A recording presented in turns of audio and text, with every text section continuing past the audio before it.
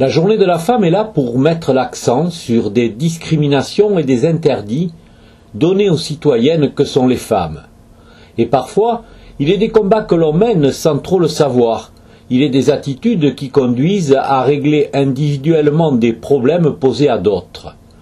Bernadette Cousin est une citoyenne engagée. Son statut de femme ne lui a que rarement posé de problème dans la société où elle a eu d'importantes responsabilités professionnelles et mène aujourd'hui une grosse activité politique et associative. Dans ma vie professionnelle, j'ai travaillé dans une entreprise où j'étais responsable de l'administration des ventes avec 50 commerciaux, hommes, pas une seule femme. Peut-être pas m'imposer, mais me faire accepter par les hommes et me mettre à leur niveau. Donc j'ai pas eu ce sentiment d'être banalisée ou mise de côté parce que j'étais une femme.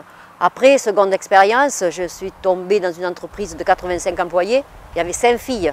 Là aussi, il a fallu se débrouiller et puis se faire accepter, puis se mettre toujours à leur niveau. Je suis partie d'un club de foot féminin et effectivement, on pouvait entendre sur le bord de la touche des garçons dire va faire de la danse, va faire de la cuisine, va nous faire des crêpes. Voilà, on a entendu ce genre de réflexion.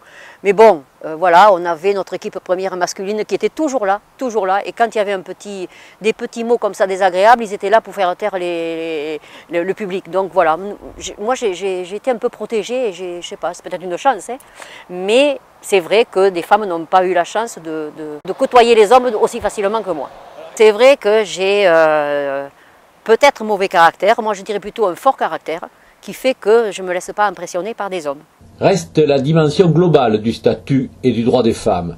Pour Bernadette, un combat reste encore à mener. Le monde en parle de ce combat, c'est l'égalité des salaires. Et nos politiques ont tous, plus ou moins dans leur programme, ce petit truc. Bon, aujourd'hui, ça n'existe pas encore, pas tout à fait, quoi. C'est pas tout à fait vrai encore. Effectivement, elles ont accès aujourd'hui, elles peuvent avoir accès aux plus hautes fonctions de l'État, mais il y en a peu. Mais si elles sont bonnes et qu'elles ont les moyens, elles peuvent y aller. Mais au niveau des salaires, c'est pas encore vrai, ça c'est certain. Trop souvent fermée aux femmes, la direction d'associations sportives représente aussi un combat à mener à l'échelle locale. Souvent les présidents sport, ce sont des hommes. Et ça, je veux dire, je ne sais pas si tous les garçons dans le sport sont prêts à laisser une place de présidente à une femme. C'est pas ça, c'est encore, il y a un petit combat à mener. Une femme est pour elle l'exemple, la référence en matière de droits des femmes. C'est Simone Veil qui, elle, justement, a fait ce qu'il fallait, a milité pour arriver à ce que l'IVG soit autorisé. Et j'espère que les droits qui ont été acquis resteront acquis pour les femmes. Et j'espère aussi qu'on n'aura pas un politique illuminé qui un jour fera marche arrière. Une autre association réolaise porte aussi, mais sur un autre domaine, le combat des femmes.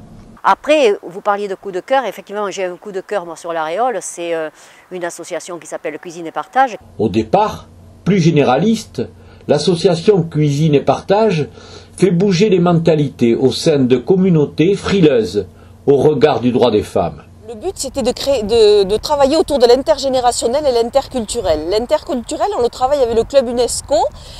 C'est des dames qui suivent des cours d'alphabétisation. Il y a essentiellement des dames de différentes nationalités, parce que les hommes travaillent, donc maîtrisent le français. Donc on a retrouvé dans ce club des dames donc, de différentes nationalités apprenant le français.